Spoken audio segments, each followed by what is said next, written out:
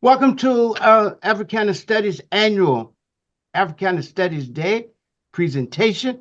We have today two of the foremost activist scholars in the uh, discipline of Black studies and also in the Black radical tradition. And they're also current presidential and vice presidential candidate. And we're going to discuss critical issues facing Black people, the country, and the world, and talk about how we can move forward to achieve a just and good world. And let me start by saying karibuni ndugu na dada, jamaa, rafiki na wageni, mikuti jamaa yenu na mahali pa amani, na tunawatakia baraka bila idadi na viti vyote vizuri bila mwisho. I said, welcome, brothers and sisters, campus, family, friends, and guests. You found your family in a peaceful place, and we wish for you blessings without number and all good things without end. And we bear witness as an African people that as our beginning was great and good, so shall our development throughout eternity be if we dare struggle, speak truth, do justice, and walk in the way of rightness. It is also our custom, our tradition to offer sacred words and water to our ancestors. And this is called Tambiko. And it is what we call practicing the morality of remembrance. Surely it is written in the Hosea, the sacred text of our honored ancestors, that to do that which is of value is forever. A person called forth by their good deeds do not die, for their name is raised and remembered because of it. And so we raise, remember, and praise the name of the great ones in the history book, and also the great and loved ones in our daily lives, who also brought a great and enduring good in our lives and in the world. We pour first for Nana Fanny Luhema, who taught us the morality of remembrance, saying there are two things we all must care about: never to forget where we came from and always praise the bridges that carried us over. We pour two for Nana Marcus Garvey. Nana means an honorific title, worthy of the highest respect. We pour for Nana Marcus Garvey. He taught us that the ends you serve that are selfish would take you no further than yourself, but the ends you serve for all in common would take you even unto eternity. We pour two for Nana Dr. Mary McClaverton, who said we are custodians and heirs of a great legacy, and our task is to remake the world. It is nothing less than this. And we pour for Nana Amilcar Cabral, who said to us, love the people, mask no difficulty, tell no lies, and claim no easy victories. You pour also for Nana Ella Baker, who said the system under which we now exist has to be radically changed. It means facing a system that does not lend itself to our needs and devising means by which we change that system. We pour too for the five prophet Nana Haji Malcolm X, who said to us, we are in a serious struggle, that wherever a Black person is, there's a battle line, that whether we're in the north or the south, the east or the west, you and I are living in a country that is a battle line for all of us. And we say everywhere, a battle line, every day, a call to struggle. Let us also pour libation for Nana Dr. Martin Luther King Jr., who taught us, saying, let us so struggle that years from now, historians will have to say there lived a great people, a Black people, who injected new meaning and dignity in the veins of civilization. This is our challenge and overwhelming responsibility. Pour two for Nana Harriet Tubman, who said we must go free or die, and freedom is not bought with death. And so if you're tired, keep going. If you're scared, keep going. If you're hungry, keep going. And if you want to taste freedom, keep going. We pour two for Nana Jean-Jacques Dessalines, who said we must, of Haiti, who said we must forever ensure freedom's reign in the country of our birth. We must take away any hope of re-enslaving us away from the inhumane government that for so long kept us in the midst of humiliating stagnation. In the end, we must live independent or die. And then we pour too for Nana Dr. Anna Julia Cooper, who said we take our stand on the solidarity of humanity, the oneness of life, and the unnaturalness and injustice of all special favoritism, whether of sex, race, condition, or country.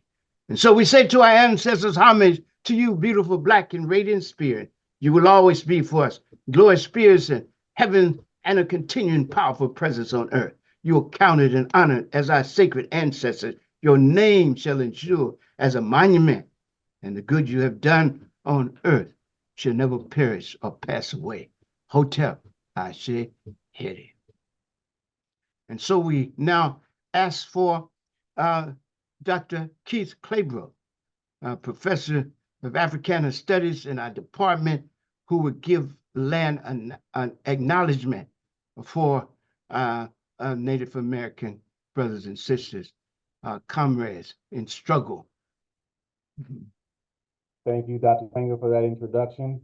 Welcome to everyone, and to Dr. Cornel West, Dr. Melina Abdullah, and we of the Department of Africana Studies recognize and respect the Tongva, Ahashimen, Chumash, and other Southern California Indian peoples as the traditional land caretakers of the Los Angeles Basin and Southern Channel Islands. We recognize and respect the enduring relationship that exists between indigenous peoples and their traditional land. We are grateful to have the honor and opportunity to work at this sacred site of Pavagna, known as the gathering place to the Tongva, Ahashimen, and other Southern California people, and also as California State University, Long Beach. And we recognize and respect the Tongva and other indigenous peoples' struggle to maintain stewardship and sovereignty over their unceded ancestral lands. And so now we're here with our beautiful forum, open to all. And we say that this is a continuation of our struggle from the 60s. Black studies began in the midst of struggle to expand the realm of freedom and justice in this country and the world. And in the fierce and inhuman face of oppression and unfreedom that we confronted in the 60s, we stood up and declared and demanded ourselves and others that we talk freedom and truth to the people. And over 5 decades later, we have not abandoned, diluted, or deviated from this indispensable ethical imperative in practice. For the conditions of oppression and unfreedom remain even today, and thus the fight remains unfinished, and the struggle must continue, deepen, and intensify. So we say, let us continue to speak truth to the people, to talk freedom to the people, to tell them liberating and liberated things that free their hearts and mind, cause their spirit to soar, and cultivate in them an active and passionate spirit and commitment to pursue and practice freedom from all forms of oppression. I say talk freedom to the people, freedom from constrained external pressures and internal urges to doubt themselves, deny themselves, condemn themselves, and mutilate themselves. Speak truth to the people. Speak freedom to the people. Tell them that to free themselves, they must be themselves. That degrading adjustment is not justice. It doesn't solve the problem or really ease oppression. So talk truth and freedom to the people. Freedom from illusions manufactured as a matter of course in a land where lying is a way of life for the self-appointed saviors and wealth worshippers, wardens of an imprisoned society. And so we say, speak truth to the people. Speak truth, a liberating truth to the people. As Mary Evans, poet of deep vision and struggle, said, speak truth to the people, free the mind of the people, free them with honesty, free the people with love and courage and of their being. And then they will really be able to unite, build and struggle, talk sense to the people, she said. There is no need for lies, illusions, half truth, and mind-dulling mystification. And our guests today, who speak truth to the people and who speak truth to power, and who are activist scholars in the tradition of Black studies as it began, where it demanded a relevant education, one that was meaningful to the student, beneficial to the people, and reflective of the realities of a transformative struggle to reorder the world of things. And so we welcome our guest today. We introduce first Dr. Cornel West, who everyone knows is a world-renowned scholar He is affectionately known by many as Brother West, and he is the Dietrich Bonhoeffer Professor of Philosophy and Christian Practice at Union Theological Seminary. Dr. West is the former university professor at Harvard University and professor emeritus at Princeton University. Dr. West graduated magna cum laude from Harvard in 3 years and obtained an MA and a PhD in philosophy at Princeton. He's the first Black person to achieve a PhD in philosophy from Princeton University. He has written 20 books and is best known for his classic Race Matters and Democracy Matters, and for his memoir, Brother West, Living and Loving Out Loud. He will deliver the historic Gifford Lectures at the University of Edinburgh in Scotland this spring. Dr. West is a lifelong lover of music and has produced 3 music albums on sketches on Black culture, street knowledge, and Never Forget, in collaboration with artists such as Prince, Andre 3000, Jill Scott, and many others. He enters the 2024 presidential contest at a time in which he describes a national crisis of moral bankruptcy and spiritual obscenity, driven by a derelict duopoly of both major parties that equally places profit over people and over the planet.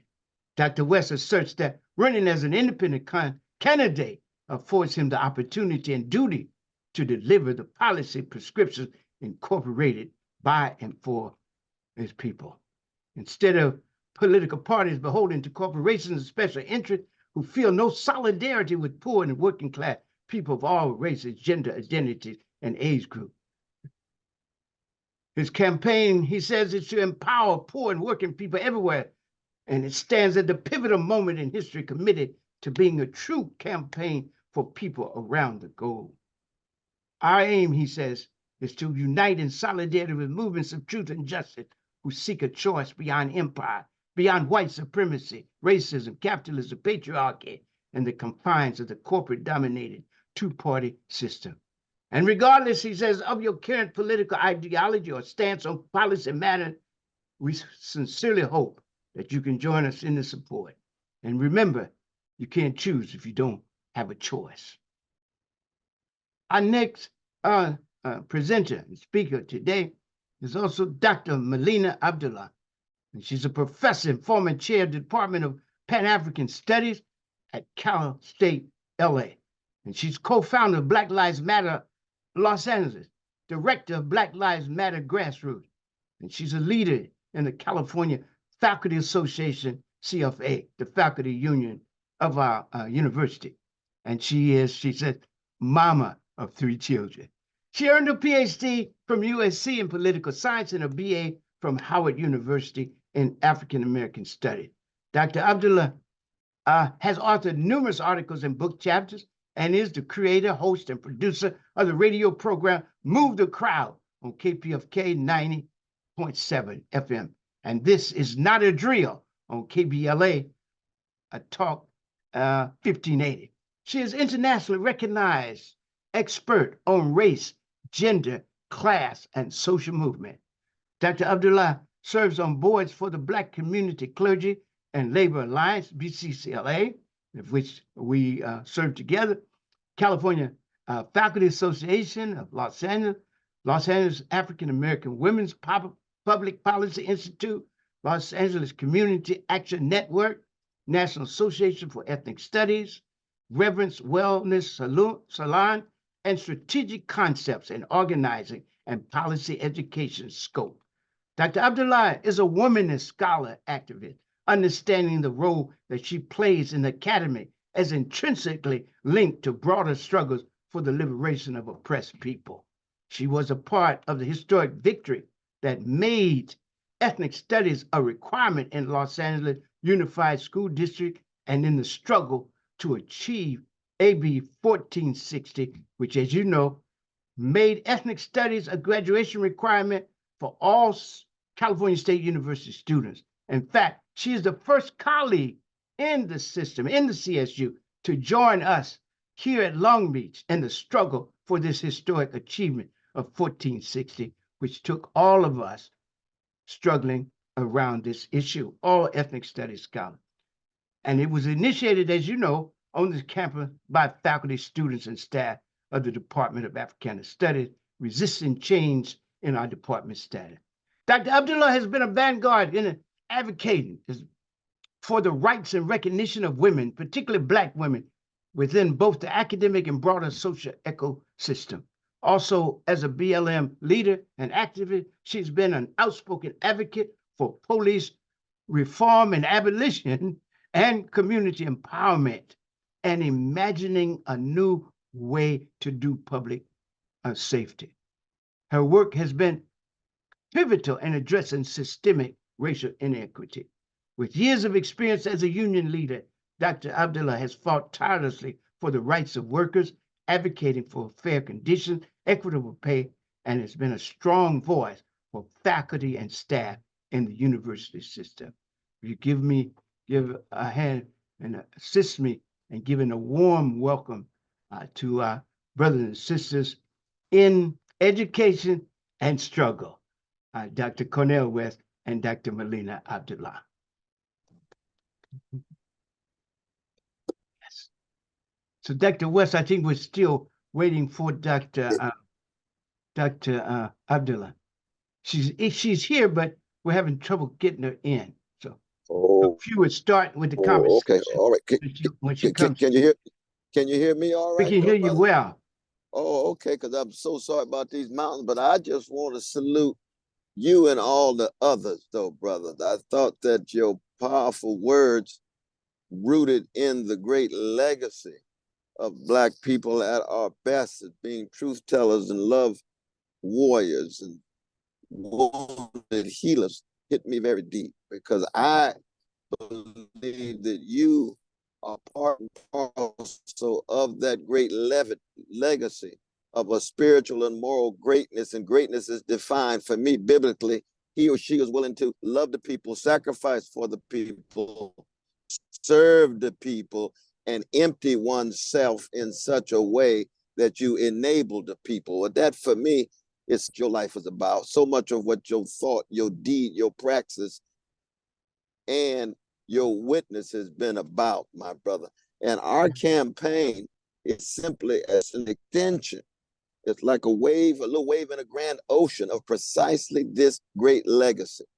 And I'm blessed to be on the same ticket as my dear sister, Melina, Dr. Abdullah, freedom fighter, organic, intellectual, Black womanist, scholar, but most importantly, a lover of the people.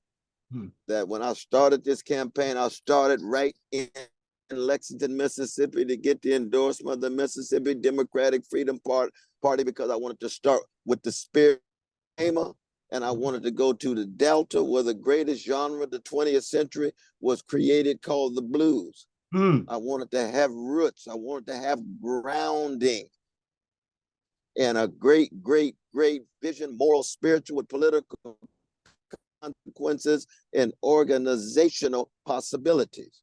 And when I call my dear wife and I, Anna Heaton, and of course she says hello, just like we give a hug to Tia Moya, we force them, we in it together.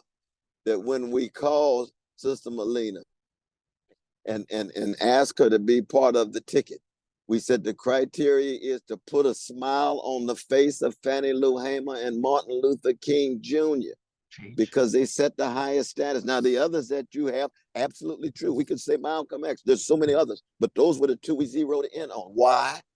Because we're living in a moment of such spiritual decay and moral decadence, but we're also living in a moment of such broad conformity, complacency, and cowardliness. But things are now starting to melt. The ice age is moving toward a moment in which people are awakening. And when the people awaken, the earth quakens. And when the earth quakens, the elites tremble. And when we got real possibility for fundamental change rooted in the needs of those Sly Stone called day people and those James Cleveland called ordinary people. Now, yes, we begin on the chocolate side of town. Why? Because my mama was chocolate. Irene B. West. My daddy was chocolate. Clifton West. Shallow Baptist Church was chocolate. On the chocolate side of Sacramento. That's where I come from. Curtis Mayfield was chocolate. He sustained me. Aretha was chocolate. She enabled me. But it doesn't stay there. It embraces oppressed people all around the world. That's why I say so much about the genocide in Gaza. That's why I also focus on the apartheid-like conditions in Gaza, but then connected to the struggles in Sudan, what's happening in Haiti, and what's happening all around the world, no matter what color of oppressed people. Franz Fanon laid it out. The wretched of the earth constitute the plight and predicament and the lens through which we view the world. Now, as a Christian, that means the cross for me. That cross signifies unarmed truth and unconditional love, but it's rooted in the struggles of the people. So when I hear that moral imperative that you put forward coming out of the Housia, prior to the birth of Christianity, prior to the birth of Europe, prior to which African civilizations and empires would be so degraded and so forth, I resonate so profoundly in what you are talking about, my brother. And for 50 years, person to person, soul to soul, eye to eye, text to text, we have been learning from each other and empowering each other. And I salute that. Well, that's what this campaign is about. It ain't nothing but a moment in a movement of a great people and their great legacy and tradition that spills over into electoral politics. And when it spills over now in electoral politics, what does it help do? When the people wake up, they rip the veil off of all of the lies that reveal the crimes. So when you see the crime of genocide, but you talk about liberty and freedom, you see folk are lying. They've been lying for a long time. The great Du Bois in his essay, The Souls of White Folk, he said America's been predicated on the efficacy of lies. And what do you oppose with the lies? You try to tell the truth. The condition of truth is to allow suffering to speak. And you connect that truth to action. You got to put your body where your truth telling is. And you got to be willing to sacrifice. You got to be willing to take the hits. That's what this campaign is about. And that for me is, of course, the best of not just Africana studies and Black studies, because those were moments in the Black freedom struggle.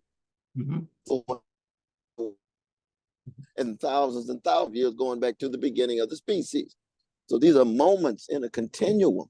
But at this particular moment with the American empire in such deep decay and decline, we had to be very clear that our global analysis is linked to our local praxis, and that we stay in tune with structures and domination, structures and institutions, as well as the condition of our souls.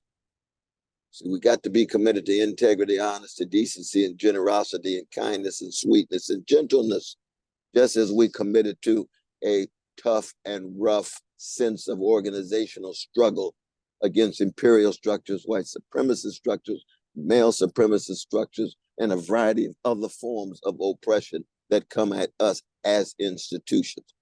And so I know I should stop there, but brother, I just want to thank you for allowing me to be here. And I'm going to stay as long as the mountains here in Pennsylvania allow me to keep the juices flowing. I'm on the way to Penn State. I know you and Tia Moy have been there on many occasions, but just to be able to be here and learn from you and be uplifted by you and the others is a real gift. And anytime, of course, I'm in dialogue with my dear sister, Melina, is always a beautiful thing. Always. And that's where I want to come in and just say our other guest has arrived, Dr. Melina Abdullah. We're so glad to see you. Thanks so much for taking time out of your special, taking time out of your just heavy schedule like Dr. West and come and dialogue with us at this critical moment in our history as a people, as a country, and as a world. And so I'm going to step back and let y'all get into a dialogue. You can have it the way you want. Come in the end, toward the end, when it's time for a question and answer. But I want y'all to create a dialogue and build off each other, okay? So welcome, Dr. Melina Abdullah. I've given you your introduction, and I'm always honored to be with you and to work with you and to talk with you. And thank you for the contribution you've made throughout the years. Thanks again. Thank you. Unmute? You can unmute, Dr. Abdullah. Thank you. Thank you so much, Asante, Dr. Karenga. I'm so honored to be here with you. I believe this is my third or fourth Africana Studies Day I've participated in. That's right. really, really grateful. I think it was the Africana Studies Day. Yes, it was when we were at Cal State Long Beach, when we had to fight for the department. That's And right. That's right. I, That's right. That's I'll, right. I'll never forget when they attacked your department, Dr. Karenga. I always thought if I was going to attack Black Studies, I would not start with Dr. Karenga's department. That was just a fatal error in terms of strategy on the side of our enemies. It made no sense because we used it as an opportunity. And that's something that I've learned from you. I'll begin just by saying that I feel very honored. I met both Dr. Karenga and Dr. West as an undergraduate student at Howard University. That's right.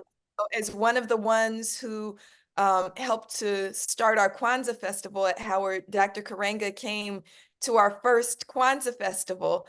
And I believe it was my freshman year that you came, and I feel very fortunate to have been in community with you ever since. And we use up all the time if I talk about how long and deep our relationship is, but I see Chimbuko on here and I see Tia Moyo on here. And of course, we're always blessed with the spirit of Limbiko Tembo. You all have helped to raise my children. You've helped to center us and ground us in community, especially in Los Angeles, as well as, larger than that, bringing us into the fight for ethnic studies, the Council for the Advancement of Ethnic Studies in the CSU, as well as the National Council for Black Studies. So I feel very fortunate.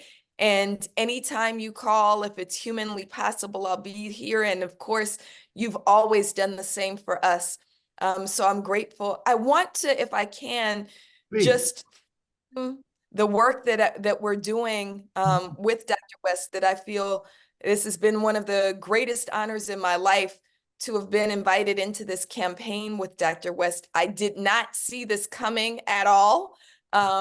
You all who know me know that I said I would never, ever, ever run for office. And then became very enthusiastic, inspired supporter of Dr. West's campaign because it begins with truth, right? And I'm grounding myself more in the need to always begin with truth.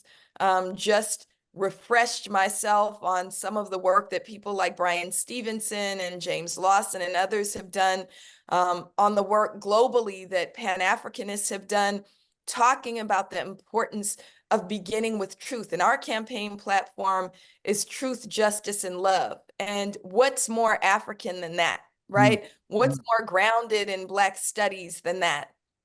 And so that's what pulled me into Dr. West's candidacy and made me so inspired and enlivened me around electoral politics.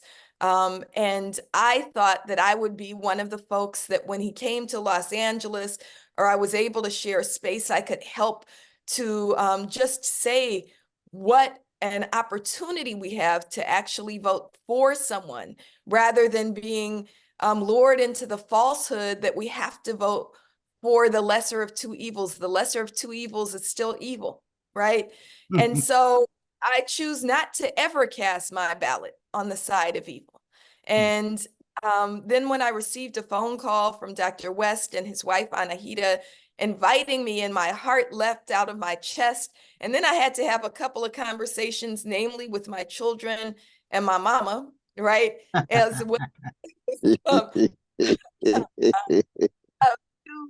Dear organizers, and got the go ahead. And I think that this moment, and this is where I just kind of want to land, this moment is one where this campaign is simply one tool in our toolbox to advance the liberation of Black people. And it's appropriate to talk about this on Africana Studies Day, because as Dr. Karenga and I and so many up and down the state of California especially have been fighting for a liberated Black studies, a liberated ethnic studies, we recognize that Black studies, which is the discipline of all of us, right? That Black studies is not simply just about providing information or about correcting the record. It's not just about saying that Christopher Columbus didn't discover America and Abraham Lincoln didn't free the slaves. We freed ourselves, and we were enslaved people, never slaves, right? Mhm. It's not just about correcting the record, but it's about doing work that is useful in the larger liberation struggle. It's about adopting a pedagogy that says that we are encouraging you to know information to correct the record, but also to develop your critical thinking skills, arrive at your own conclusions that are rooted in justice, and then do work that you're compelled to do. And so this moment is a moment where I'm especially inspired, not just by Dr. West, not just by Africana Studies Day, not just by the fact that last week we were in Sacramento fighting for a liberated ethnic studies, which is always on the side of the oppressed, which is always about lifting up the oppressed in struggle, right? But it's also about what's happening at universities around this country, where people, especially Black people, are recognizing that we have both a right and a sacred duty to fight against empire. And if we look at what's happening at Columbia University, where Dr. West continues to be not just my hero, but my child's hero, because That's right. Tandiwe called me. I didn't get a chance to tell you about it, Dr. Karenga, but it was on Friday that Tandiwe said, Dr. West is hopping a fence right now. That's him. Dr.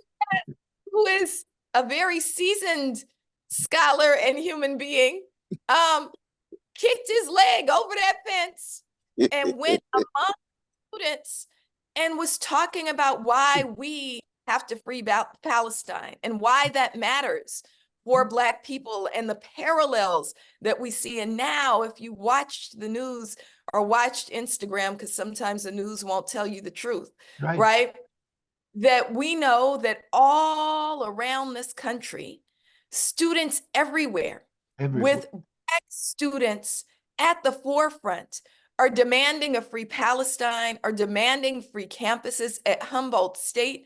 They're tying what has happened on that campus with what's happening globally. And you see Black students lifting up the name David Josiah Lawson, who was murdered, was a student at Humboldt State University when he was murdered by a white supremacist in 2017. And they're tying what happened to Josiah to what's happening with these campuses in the attempt to silence students, especially Black students.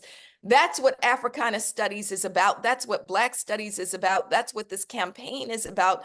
And that's what we as freedom fighters must be about. And so this is a moment of fight and inspiration and of coming victory. And so I'll pause there and just say again, thank you for inviting me, Asante, Dr. Karenga. Oh, we're honored that you came and that you, always bring such a beautiful message.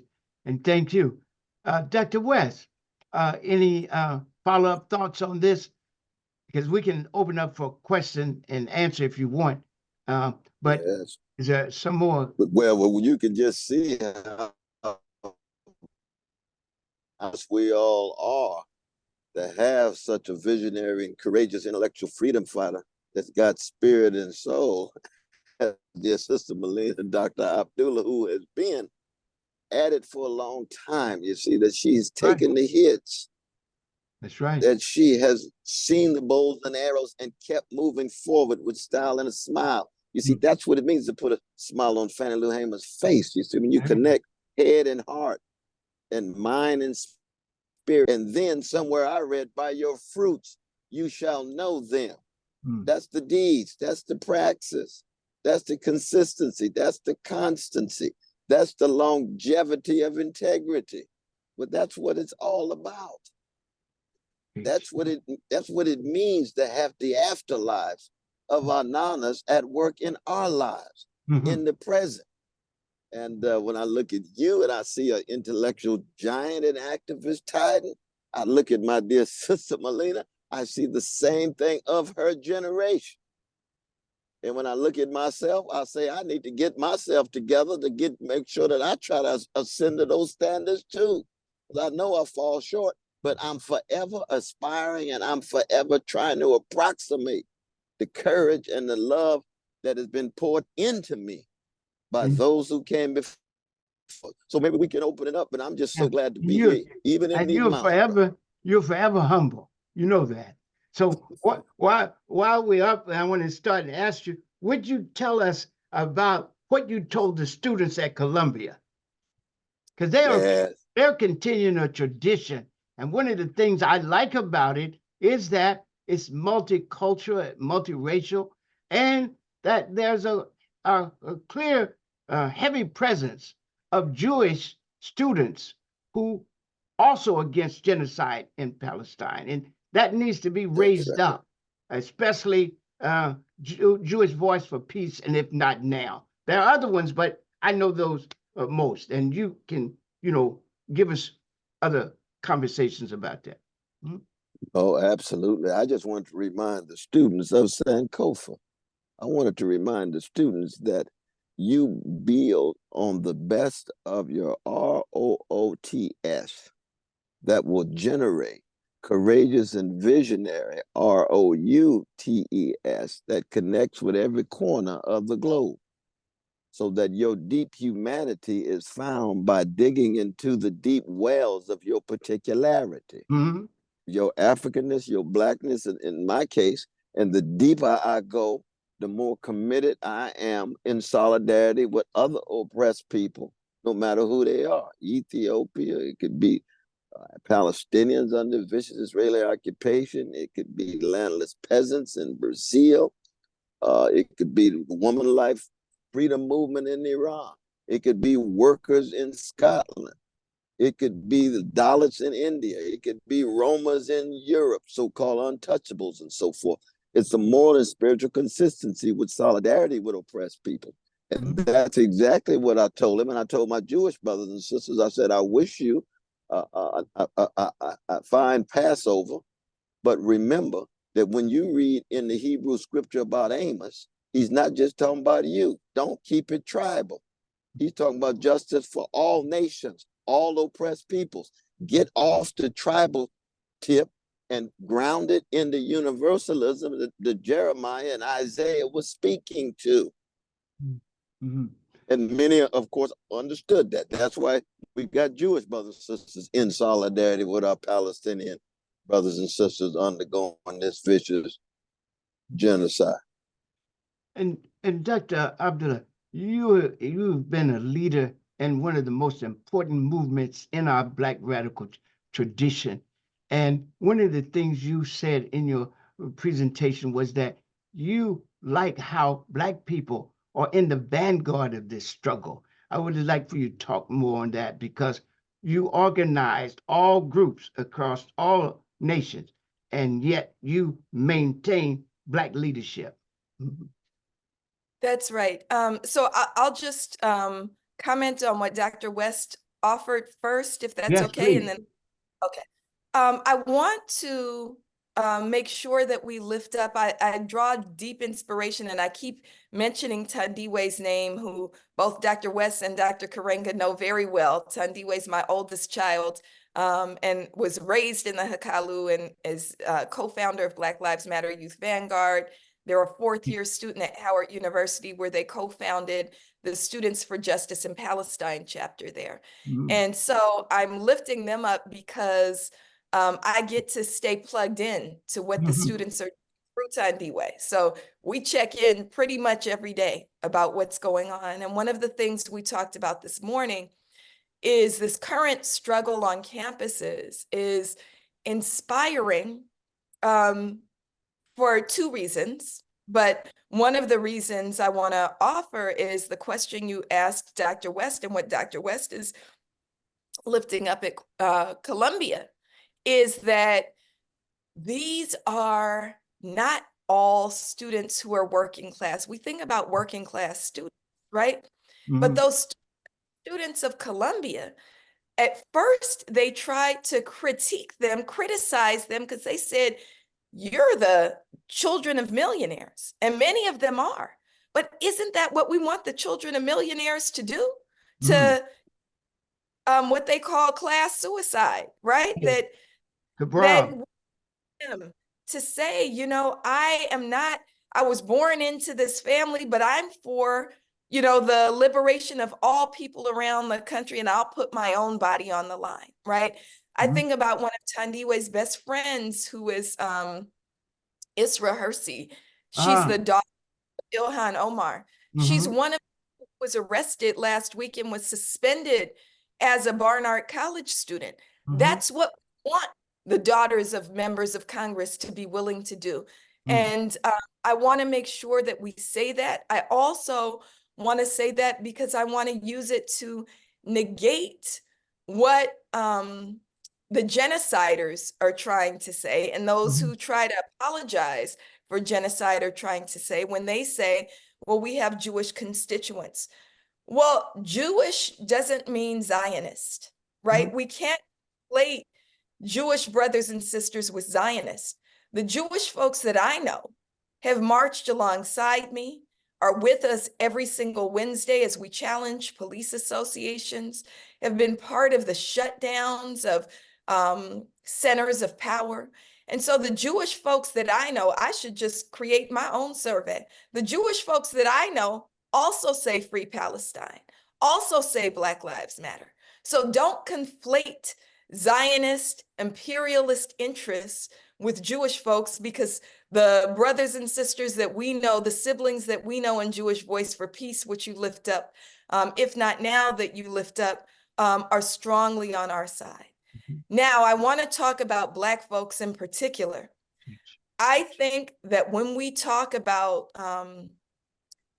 who is constantly the moral compass of this world, we're talking about Black people who will not allow injustice against us, but also stands up against injustice wherever we see it.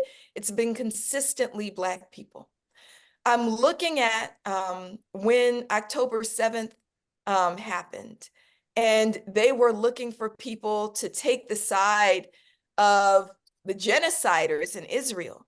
Black people were the first to refuse and said, we see ourselves in alignment with the Palestinian people. This did not begin October 7th, 2023. This began 75 years ago. And we understand what it means to have our families separated in Palestine and in Mexico, right?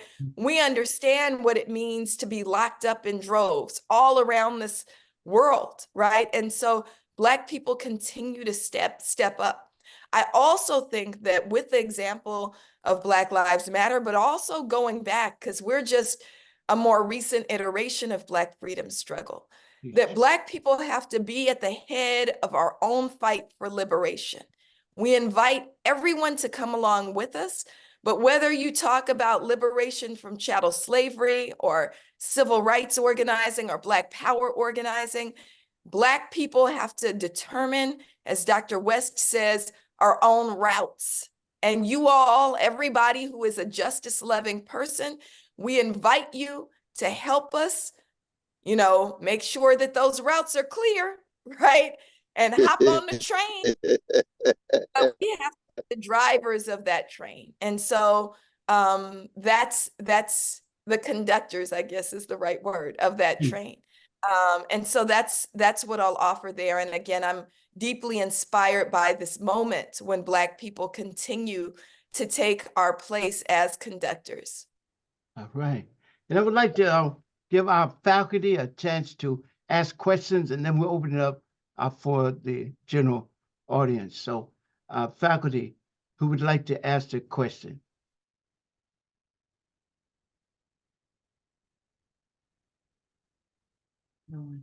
Dr. Kringer, does that include staff? Yes, staff. You start.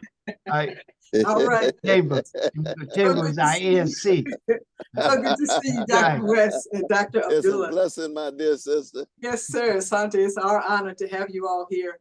I want to ask, how can we make sure that we have the choice, as you said, Dr. Abdullah, right now we have a choice of you want Frank or Jesse James. how can we make sure that we have a choice to vote for you all when it comes to California? If you could tell us how we can go about doing that.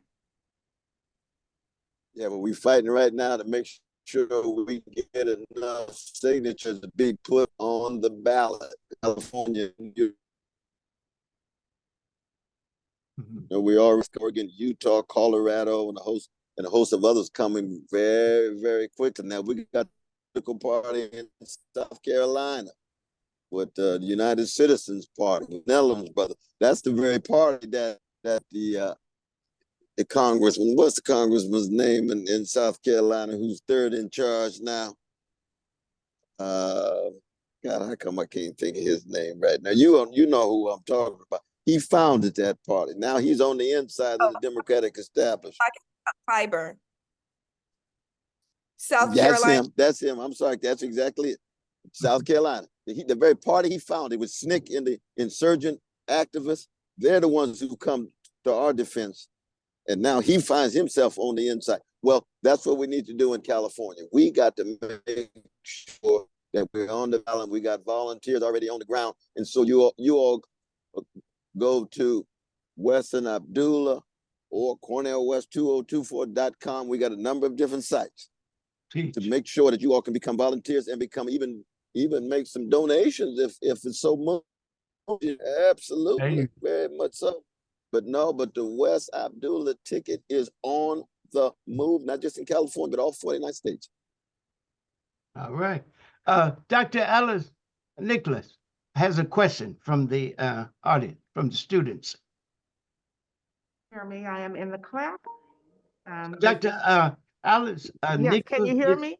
Yes, I was just introducing you, professor of Africana Studies. Okay, good. Yes, I'm a professor in Africana Studies in Dr. Karenga's Department of Africana Studies. Oh, it's all our departments.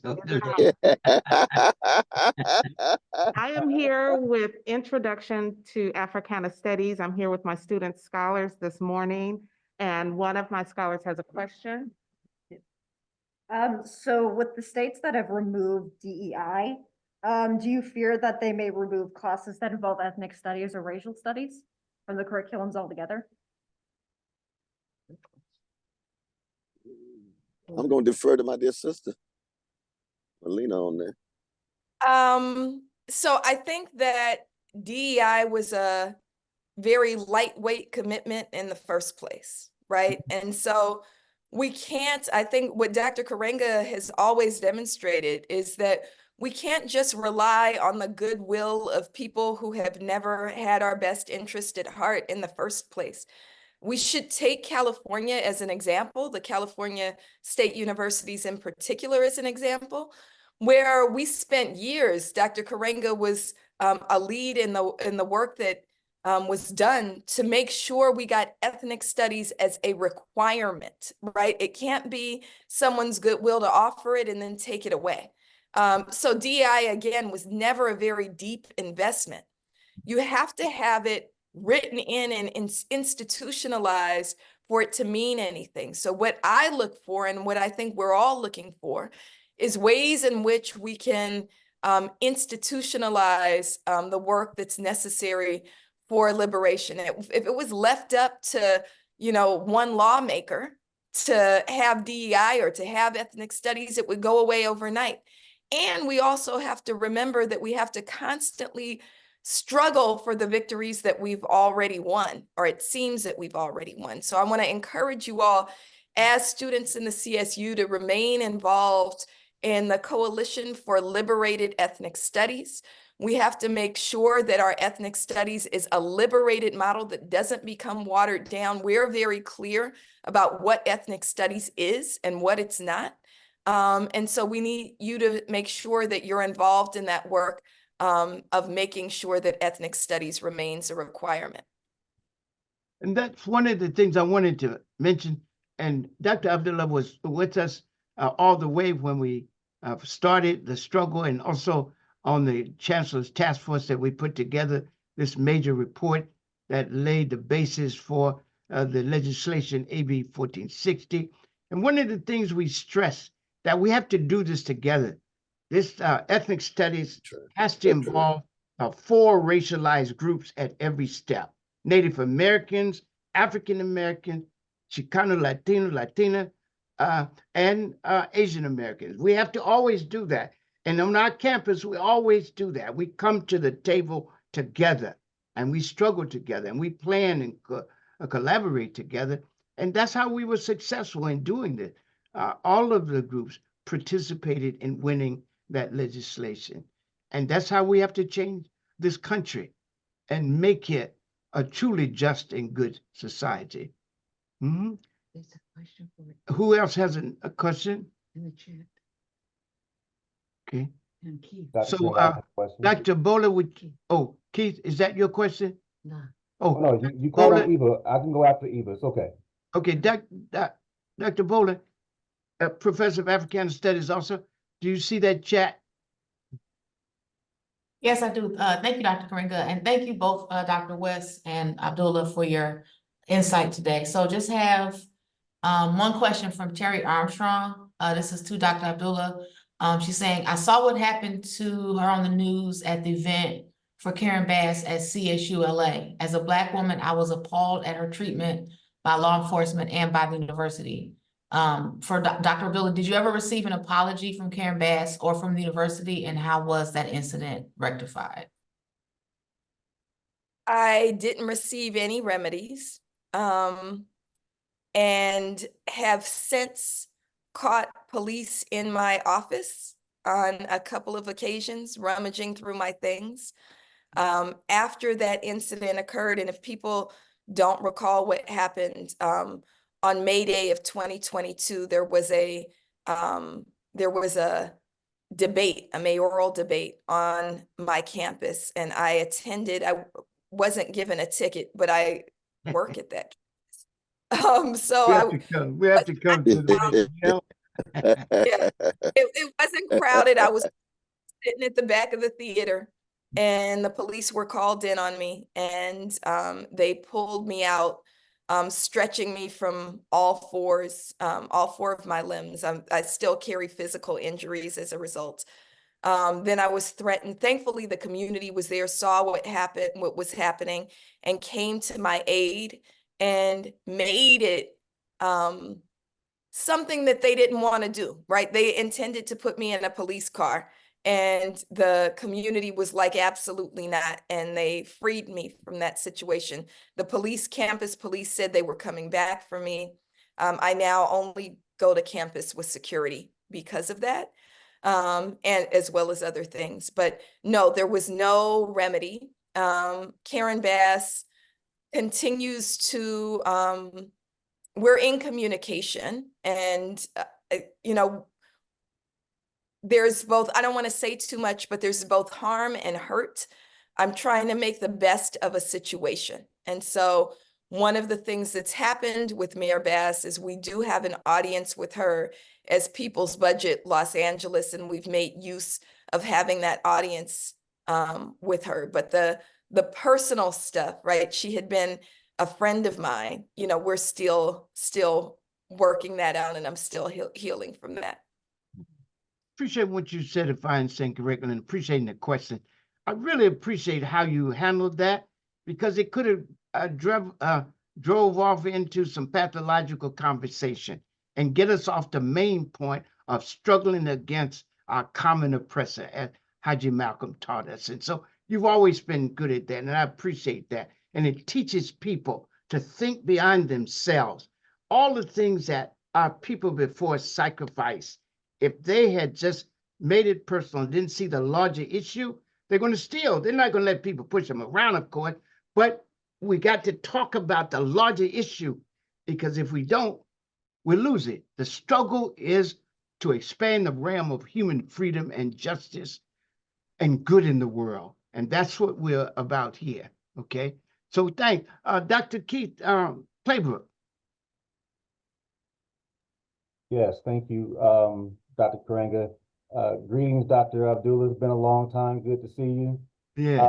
Dr. West, I have a question for you. If you can speak to your, well, I guess both of you, but the economic justice platform, and as well the gun violence justice platform, given the significance of both the budget in the United States and the overwhelming issues around gun violence. Can you speak briefly to those and your platform and how you see these issues being remedied moving forward? Yeah, appreciate the question, my brother. Salute the work that you're doing. But see, each and every budget is a moral document. At the moment now, you know what, though, brother? I think we should stay outside and not go into the garage parking because I won't be able to follow through. You know what I mean? Can we just park outside for a little bit? Yeah, yeah, Don't yeah. talk to him, Cornel. Could you get and what? Yeah, all right. Yeah, because he's getting ready to go under, and then I'll go go in the parking garage here at Penn State. But you can still hear me, right? Yeah, Yes, okay, very we're well. good. Thank you. Absolutely. No, that's good. I appreciate it. No, but each budget is a moral document. Right now, 62 cents for every $1 in the U.S. budget goes to the military. So it's very clear that when we call for the abolition of poverty, because Black freedom movement has abolition at its center. We're abolitionists in that sense of slavery, of Jim Crow, of Jane Crow, of vicious police murders and brutalities, of patriarchy and so forth. But we want the abolition of poverty. We want the abolition of homelessness and unhousedness. And so when we look at that budget and we say, we got an empire with 800 military units around the world, special operation 130 countries. We just spent $200 billion on 20 B-21 bombers. So much of it sent to other places, including Gaza, to be dropped on oppressed peoples. And so we have to talk about ways in which our community can be empowered in terms of free healthcare, free education, a right to housing, public safety systems that generate the kind of context where our children can live lives of dignity and decency. So it's the warped priorities that we're calling into question, and on the ground it has policies that are fundamentally rooted in the basic needs of people and not the profit for the few. That sits at the very center of our policy orientation, my dear brother. Thank you so much. Eva, Alice, can we take the next question from a student? Yes, so I have a question from David. David asks, as a senior about to graduate, how can future alums support changes and having influences for colleges in Long Beach and other colleges?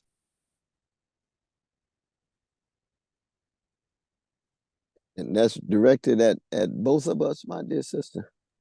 Yes, I believe so, Dr. West. All right. You want me to jump in, Sister Melina, or what?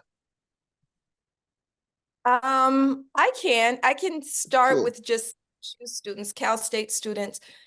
We have to remember that Cal State students, when we talk about our discipline, it's Cal State students and community and faculty that birthed our discipline, right? 1968 at San Francisco State. Right. That was you, right? That was you all, that was us all, right? That birthed Black studies as a discipline. We have to remember that we've stood at the front of the line in terms of fighting for everything from tuition-free campuses to standing up against war. And so we have to continue that fight. Right now, I think what we're looking at the Cal State system is to try to remove you from that history. We don't want you to allow yourself to be removed from that history. You have to remember who you are, right? Remember whose you are. That's one of the things I love about teaching in the Cal State, is that we are working class people. We're working class people who are honing intellectual tools. So while you're on campus and after you leave campus, we need to remember that you still belong to the people. And so this is a moment where you're developing intellectual tools. You'll move into the workforce if you're not already there, because most of our students are both working and students, and sometimes, heading families as well, all at the same time. Right. That the work you do has to be the work of liberation. And so I encourage you to plug in. I encourage you to stay plugged in.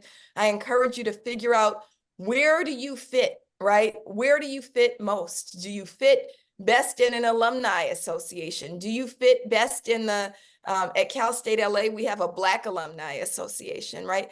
Do you fit in the work of Black Lives Matter, right? Do you fit in the work of, if you believe in electoral politics, we need you right now, like in the immediate, to get involved in this campaign. And I dropped some information in the chat just following up on Dr. West's point, but we need you to constantly do work.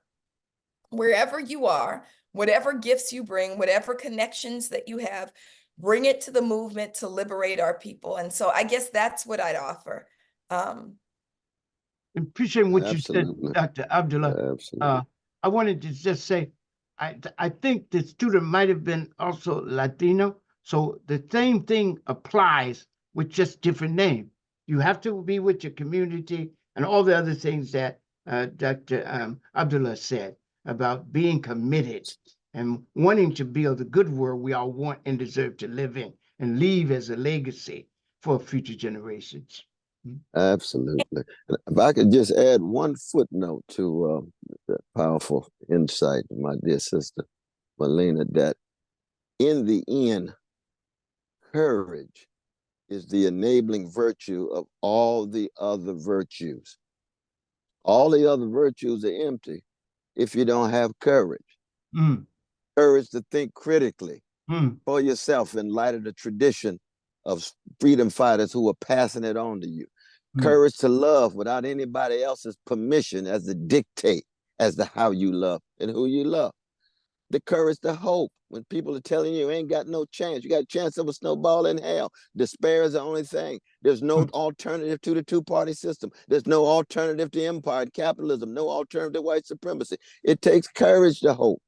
But courage to love and courage to think and courage to hope is grounded in motion. That's why Curtis Mayfield say, keep on pushing. That's not just a song. Mm-hmm. That's rooted in his own genius, his own courage, his own compassion for his people that connects with solidarity with other people. So young folk, don't be cowardly. Don't be scared. Don't be afraid. Don't be intimidated. You come from a courageous people. Keep that courage going, tied to the truth and the justice and the love. Yeah, and Dr. Abdullah. Yeah, I just want to offer very quickly.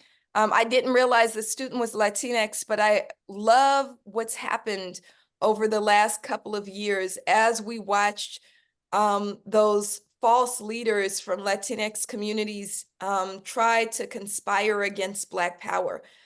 So that was really enraging and harmful. And then what we had in response was so powerful and beautiful. And if you think about what I'm talking about specifically Los Angeles City Council member Kevin De Leon, Ron Herrera, Gil Cedillo, and I'm trying to erase her name from my memory, Nuri Martinez, right? As they were trying to redistrict Los Angeles so that Black people would lose a council district.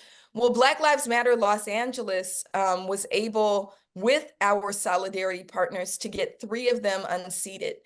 Kevin De Leon refused to move. And so we started a 24/7 encampment in front of his house, which lasted for 18 days. And there we were joined by, because they didn't just try to harm Black people, they also disparaged Oaxacan folks. Yes. They also disparaged, Arab folks. They disparaged renters and poor people.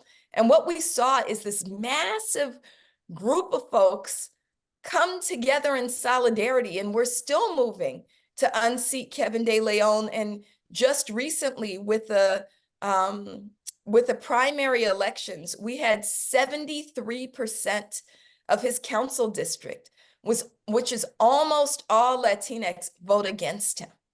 And so we want to encourage you to be a part of that 73%, to be a part of the growing solidarity work that's happening in this world, to say that oppressed people have to stand together, and to be willing to speak in your own communities, especially to say that we can't have anti-Blackness here either. We all get free together. We rise and fall together. Teach, assign to. We're almost out of Absolutely. time. We have 5 minutes because I want to have the students get out on time. So I want to have closing statements by Dr. Abdullah and Dr. West. Either one, you can pick either one to go first. And then if you can, we can take 5 or 10 minutes after to answer any questions if you have time, Dr. West and Dr. Abdullah. But I want to end on time for the students' sake who are going to the next class, okay? Oh, right, Mhm. right. I just want to say it's a beautiful thing to be grounded in a tradition of such a great people. I just wake up every morning with a smile on my face and say, I thank God Almighty that I'm part of a tradition that was bequeathed to me, that was poured into my heart, mind, and soul with all of the love, the music, the style, the ways of being in the world. So no matter how ugly things may be, I'm never surprised by evil. I'm never paralyzed by despair. I'm swinging like Duke Ellington. I'm swinging like Ella Fitzgerald. I'm swinging like Hank Aaron. I'm swinging like Muhammad Ali. Oh, what a great people. And what a great privilege to be part of that great tradition. Just a little small wave in that ocean. And that's what I want the young folk to understand. You are already a wave. Make sure your wave is tied toward empowering folk. Stay on the love train. Keep that love supreme code train working in your heart, mind, and soul, and ensure that Aretha didn't sing for nothing when she talked about respect. That great song written by a genius from Macon, Georgia called Otis Redding. Shout to Dr. West, Dr. Abdullah. I'm grateful to have spent time with you, and I also want to encourage you to wake up inspired by Dr. West. Wake up and think about one thing you're going to do for freedom every day. One thing, it can be a thing. Tomorrow you can join us. Every week we protest in front of the Los Angeles Police Protective League, right? The police associations that are our enemies, right? They stand on the opposite side of us for everything that we do. If you look at the way the police are brutalizing your fellow students at Humboldt State University right now, that is police associations doing that. And so every Wednesday we protest police associations at 1313 West 8th Street in Los Angeles. You can come join us every Wednesday at 4 o'clock. You can think about, well, look, how do we get them on the ballot? It takes about 3 minutes to re-register as the Justice for All Party. You can do it online at registertovote.ca.gov and just re-register under Other. You click Other for Party and then change your political party to the Justice for All Party. You have to write all 4 words, Justice for All Party. You can also think about what you do in your own communities to have conversations. Have these important conversations about what tools are necessary to bring us towards liberation. And then finally, as you register for your fall classes, if you're returning, got to remember to vote with your feet, right? That means that Africana Studies is in most of the requirements of your university. You can take Africana Studies without even having to make it an elective now, but make it an elective if you have to, right? But register for Africana Studies classes. We don't want them to be able to use the argument, well, students aren't interested. Students are interested, and demonstrate that by registering for Africana Studies. Yeah. Thank you so Yes, much. I wanted to say thanks very much to our guests, our distinguished guests. We really appreciated this, Dr. West, Dr. Abdullah. And I want to just build on the last thing y'all said. We take the position, as you said, Dr. Abdullah, and you, Dr. West, that as our foremother, Dr. Anna Julius Cooper said, we take our stand on the solidarity of humanity, the oneness of life. And in our teaching, we say that each people and culture is a unique and equally valid and valuable way of being human in the world. And what we've said is a template for you to act in your own culture. Because unless you be yourself, you can't be you can free yourself. We say, be yourself so you can free yourself. And so you can contribute in your own unique way to the forward flow of human history and reconceiving the society and reconstructing it in more free, just, and good ways. And again, the last point is this. This is our duty to know our past and honor it, to engage our present and improve it, and to imagine a whole new future and to forge it in the most ethical, effective, and expansive ways. Thank you again, Dr. West. Thank you, Dr. Abdullah. And we extend to you a standing invitation to come back from time to time and share with us the wealth of your knowledge and experience and the beauty of your commitment and the work you do. We say in our language, asante nyingi, na bari ya asante mchanga wa pwani ni haba, which means thanks, many thanks. And compared to the many times we say thanks, the number of grains of sand on the seashore are few. Thank you. Together we will win. Pamoja tutashi. Beautiful, beautiful, beautiful, So we're going to beautiful. close right here and ask Dr. West and Dr. Abdullah stay maybe for 5 minutes to get the other questions that might have been asked. Okay, just a few. Okay, and we'll continue recording. Yes. Okay. Dr. Bola and Dr. Nicholas, do you have a question from our students or the audience in general? Yes, Dr. Gray, we have a few. Dr. Alice, are you able to take this one, or should I go ahead and take it? Well, for interest of time, I'll just go ahead and take it. So I have a question from Mansong, saying, first of all, Asante Sana to Dr. West, Dr. Karinga, and Dr. Abdullah for this very informative Zoom. Regarding the upcoming presidential election, I noticed that here in Chicago, various Black elected officials, preachers, and media people are running that same quote unquote playbook, scare the Black folks about the big bad wolf Trump and trying to scare us to support the big bad fox Biden. What is your advice to counter this? They keep saying that Dr. West and Dr. Abdullah's campaign will quote unquote siphon off votes for Biden as if he deserves our votes. Yeah, I'll be very brief. I appreciate that question, but each candidate must make his or her case. No candidate owns anybody's vote. Every citizen is a critical thinker and decides how they vote and raise their voice in light of the arguments they heard and the visions put forward to them. And if you all believe in what we're doing and think that we have the right vision, that our focus on poor and working people beginning on the chocolate side of town is convincing to you, then you move in that direction. You don't let folk try to bulldoze you or bully you into any X or any Y.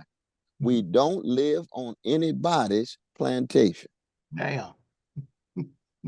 And I'll just add, as political science hat, I've scoured the data and the research on, I know the rhetoric is there that third-party candidates, progressive third-party candidates take away votes from Democrats, but the research isn't there, at least not that I've found. And I've checked in with my NCOPES colleagues, National Conference of Black Political Scientists. It seems the only data that I have found seems to indicate that especially young progressive voters are motivated and mobilized by third-party candidates. And we have some data around the McKinney-Clemente race that someone just sent me, that there's a deep analysis of the McKinney-Clemente race when they ran in 2008, that new voters were engaged because they were inspired by especially Rosa Clemente.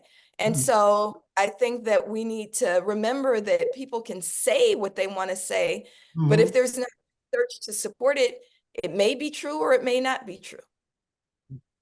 And just so enter in here, one of this is always trying to blame Black people for something.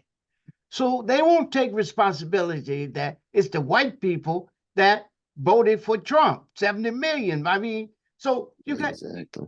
You can't blame history on us, right? Exactly. You had exactly. a chance when you came to the country to create a new country.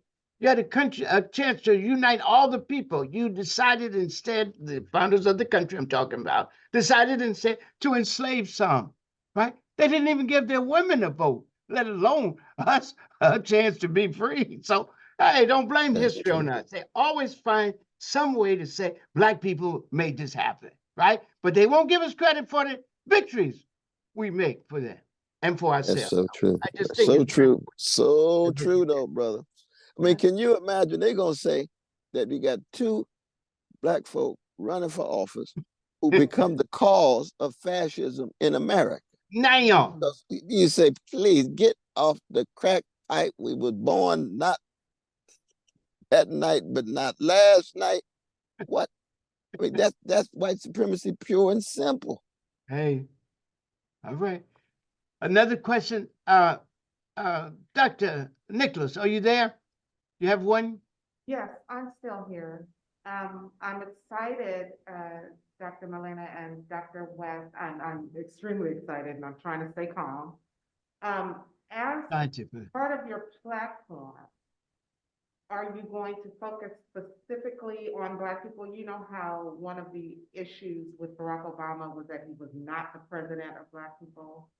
When we're looking at our new president and new vice president, what policies are you planning, do you have in mind specifically for Black people?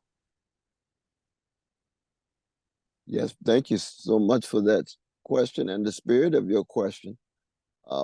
I think that our profound commitment to reparations sets us apart from almost any other individual or team that has ever run for president in the country. And that zeroes in specifically on the vicious legacy of white supremacist slavery, white supremacist Jim and Jane Crow, and white supremacist discrimination that still operates.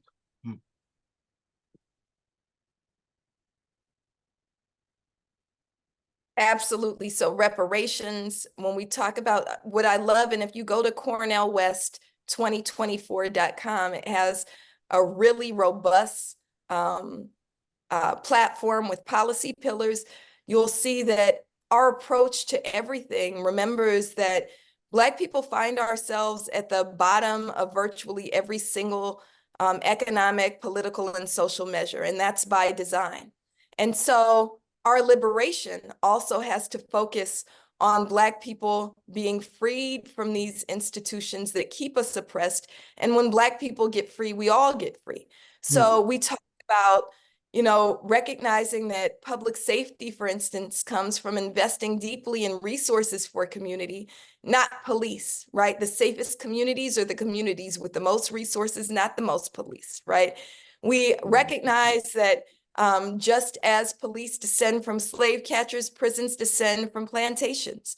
And so we're one of the only platforms where you'll see when we talk about democracy, we talk about empowering people who are incarcerated to vote and to have a say in their own democracy, right? And so we're beginning with Black people, and we want everybody to feel liberated by the work that we do, but we know that we have to begin with Black freedom. Okay, Dr. Bowler, another? Oh, I'm sorry, Dr. Webb? No, I'm just saying it. Absolutely. Definitely. Okay. I am going to have to run, though, brother, because we've been sitting in front of this hotel for a little while. Thank you so much. But we have to go then. So thanks, everyone, for coming on behalf of our students, our faculty, our staff, and our community. Thank you. Asante Sana, take care. Stay strong and well. And know you're doing good and you're on the go for love. And love you, love you, love you, love you. Love y'all. Love you. Take care. Thank you so much. Thank you. Thank you. Take care. Wonderful.